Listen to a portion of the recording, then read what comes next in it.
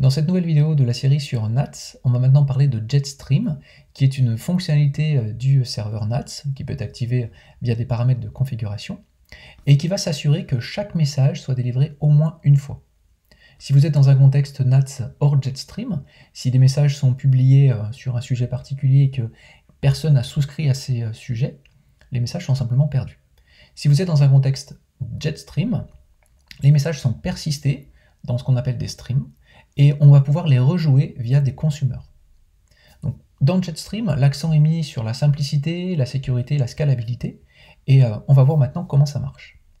Tout d'abord, on va mettre en place un cluster NATS, c'est-à-dire 3 serveurs NATS, et pour chacun de ces serveurs, on va activer l'option Jetstream. Alors pour définir ce cluster, on va utiliser un fichier Docker Compose, un peu comme celui qu'on avait utilisé dans une vidéo précédente, dont vous trouverez le lien dans la description de cette vidéo.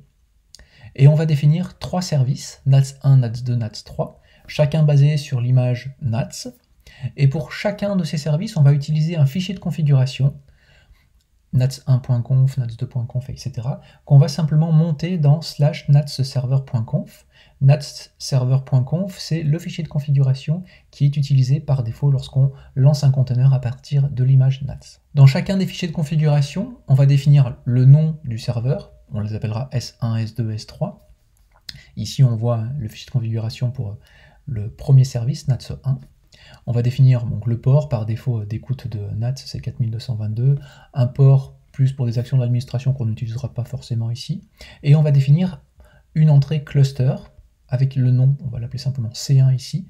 Chaque fichier de configuration aura le même nom de cluster, et on va définir des routes, ici simplement pour dire que NATS1 va se connecter à NATS2 et à NATS3 sur le port 6222, c'est le port qui va permettre aux différents nodes de notre cluster de se connaître.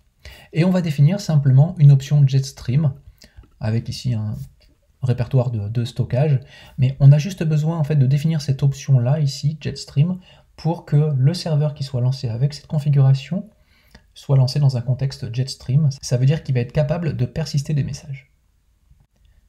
Si on regarde rapidement NATS2 et NATS3, on verra que ces fichiers ont vraiment la même tête, sauf que server name ici ce sera S2, le cluster c'est toujours le même, on aura simplement des routes qui va permettre à NATS2 de se connecter à NATS1 et NATS3, et de la même façon dans NATS3 on aurait le nom du serveur qui change et les routes qui changent simplement. Depuis un terminal, je vais donc lancer mon application via Docker Compose, on va la mettre en tâche de fond. Donc il va déjà me créer un réseau et ensuite lancer les 3 services qui seront attachés à ce réseau.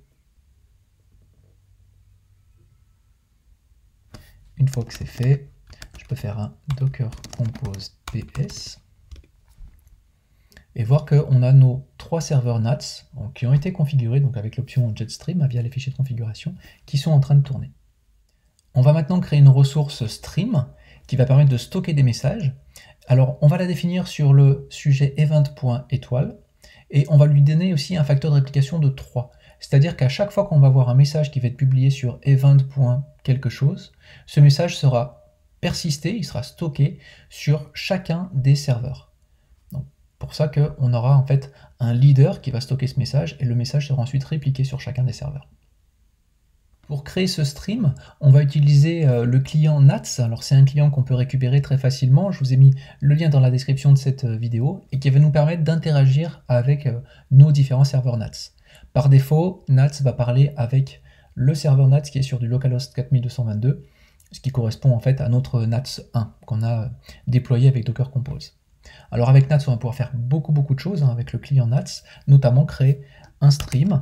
Alors on a simplement à faire un NATS stream add et on va rentrer ensuite des éléments pour notre stream. Alors on va l'appeler events. Les sujets à consommer c'est events.étoile. Donc tous les messages qui vont arriver sur event.quelque chose vont être stockés dans notre stream. On va lui demander ici de stocker un fichier. Alors ensuite il y a différentes propriétés qu'on va nous demander de remplir. Si on ne sait pas ce que ça veut dire exactement, on a juste à faire un point d'interrogation et on a une aide contextuelle qui est plutôt pratique. Ici on va garder pour la plupart des valeurs par défaut, donc la limite ça veut dire qu'on va se baser finalement sur l'âge des messages pour la rétention. Discard policy hold, ça veut dire que les anciens messages seront supprimés si on n'a plus de place pour pouvoir en écrire de nouveau. Alors on va pas mettre ici de limite, on va garder les différentes valeurs par défaut. Si vous regardez sur nats.io, vous verrez qu'il y a pas mal d'aides pour justement voir comment définir au mieux ces différents paramètres. Et là, simplement, on va mettre un réplica de 3, de façon à ce que chaque message soit stocké 3 fois dans notre cluster. Finalement, une fois sur chaque serveur ici. Et on a maintenant notre stream qui est créé. Alors, on voit ici des informations sur le stream. Si on a perdu ces informations, on peut faire un nats stream ou simplement s avec info et le nom de notre stream. Et on le voit ici. Donc là, pour l'instant, si on regarde en message, il n'y a aucun message, c'est normal parce qu'on n'a pas encore publié de message sur le sujet que le stream écoute. On n'a pas encore publié de message sur event.quelque chose. Ce qu'on va faire maintenant, c'est ajouter des publishers, c'est-à-dire des process qui vont envoyer des messages sur event.123 ou event.456 dans notre exemple ici. Donc on va grosso modo simuler des devices IoT qui vont envoyer un JSON sur ces différents sujets à intervalles réguliers. Donc on va utiliser ici un script Python qu'on avait pu aussi utiliser dans une vidéo précédente. Je vous laisserai le lien du GitLab dans la description de la vidéo. On va donc lancer un Python producer py, on va lui donner un identifiant. Ça veut dire que toutes les quelques secondes, un nouveau message, on le voit ici, c'est un payload en JSON, va être envoyé donc sur events.123. On va en lancer un second sur event.456 et on voit en fait évoluer les différents messages qui vont être persistés dans le stream. Et d'ailleurs, on le voit ici sur le numéro de séquence. On voit qu'au final, chaque message va avoir un numéro de séquence dans le stream. Maintenant, ce qu'on peut faire, c'est retourner dans l'information de notre stream. Et on voit maintenant qu'on a un certain nombre de messages, 16, et ces messages, il y en a de plus en plus qui vont être ajoutés à notre stream. On le voit ici, 19, etc. Donc maintenant, on va voir comment consommer ces messages. Les messages, pour l'instant, ils sont simplement envoyés par nos producteurs et ils sont stockés dans le stream. On va voir maintenant donc, comment ajouter des clients qui vont pouvoir les consommer. Ce qu'on va faire maintenant, c'est créer un consumer du stream qu'on a créé juste avant, et on va définir ce consumer en mode push. Ça veut dire que ce consumer, il va exposer un nouveau sujet, et chaque client qui va souscrire à ce sujet va recevoir au fil de l'eau les différents messages qui vont être publiés sur le stream. Donc c'est du pub sub, on aura simplement en fait à souscrire au sujet qui est exposé via ce consumer pour recevoir les messages instantanément. Pour créer un consumer, on va utiliser notre client Nats et on va faire un Nats consumer add. Alors on pourrait mettre simplement Nats cadd. Il y a des shortcuts assez pratiques ici. Notre consumer, on va l'appeler store par exemple.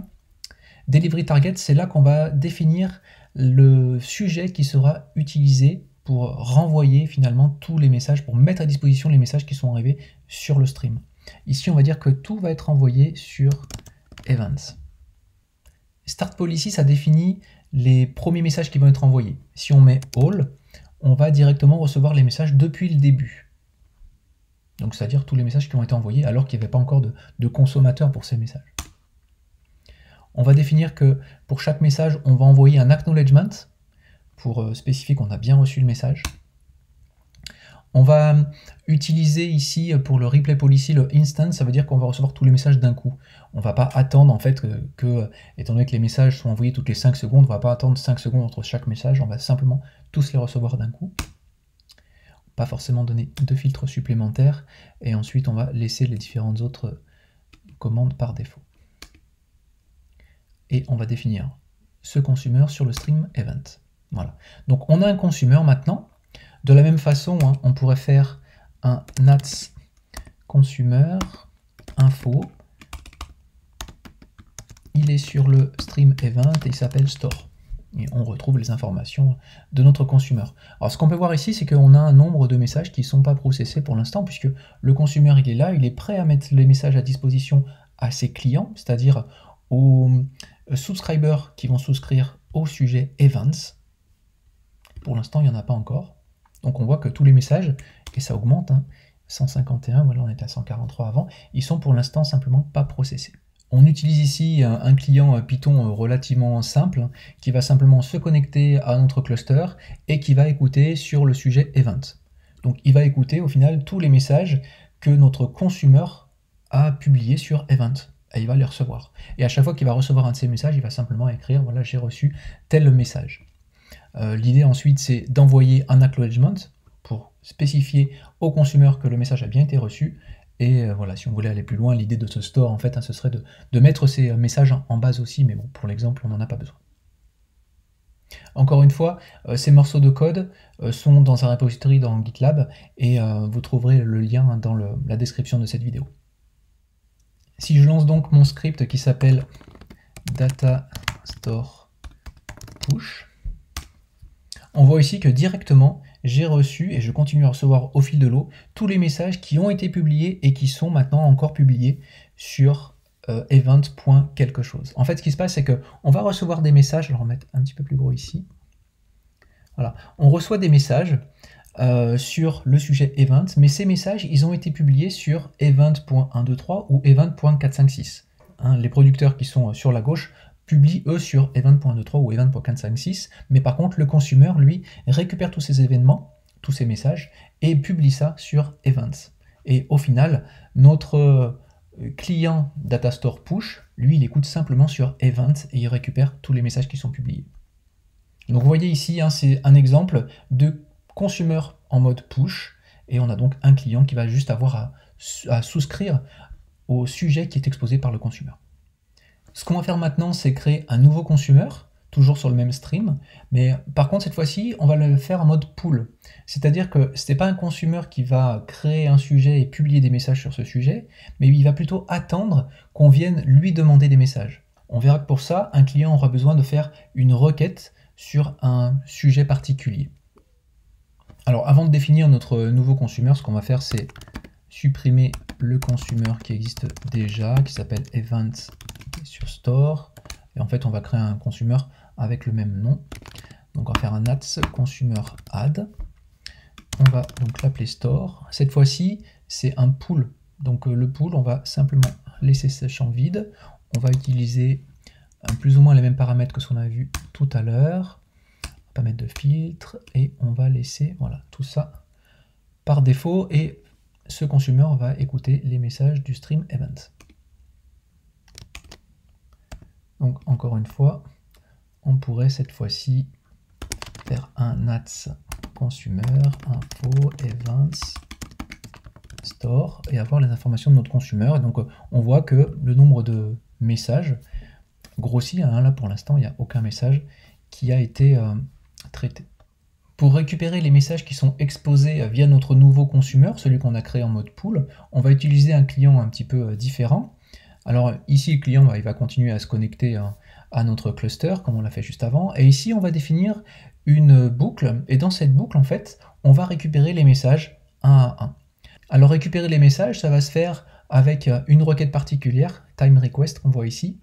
Bon, c'est une request qui va s'adresser à un sujet particulier. Ici c'est un petit peu cryptique, hein, c'est lié à l'API Jetstream, qui va simplement dire qu'on va vouloir récupérer le message suivant sur un stream qui s'appelle event et via un consumer qui s'appelle store. On va récupérer un message, on va simplement afficher le message qu'on a reçu, et on va acknowledger le message. Ça c'est une partie importante, hein. Chaque message qu'on reçoit, on l'acknowledge pour dire que c'est bon, on a bien reçu le message, on peut passer au message suivant lors de la prochaine itération de la boucle, qu'on fait toutes les secondes ici. Si je lance donc mon data store, cette fois-ci que j'avais appelé pool, en fait j'ai les messages qui sont récupérés, et on voit que ça a commencé au tout début en fait de la création des messages. On repart des messages qui étaient vraiment au tout début de la file, et on va pouvoir donc traiter ces messages. Donc on a donc ici une approche différente, hein, de l'approche push, puisqu'on va simplement demander d'avoir les messages au fil de l'eau. Pour résumer, on a vu comment mettre en place facilement un cluster Jetstream. On a créé des producteurs qui ont envoyé des messages dans ce cluster. On a ensuite créé un stream qui a permis de stocker l'ensemble de ces messages. Et on a défini ensuite différents types de consommateurs pour exposer ces messages. Si vous voulez en savoir plus sur Jetstream, je vous conseille d'aller sur nats.io et d'aller dans la documentation. Si vous descendez un petit peu, vous allez avoir tous les concepts de Jetstream, l'architecture et tout, les choses qu'on a pu entreapercevoir dans cette démo.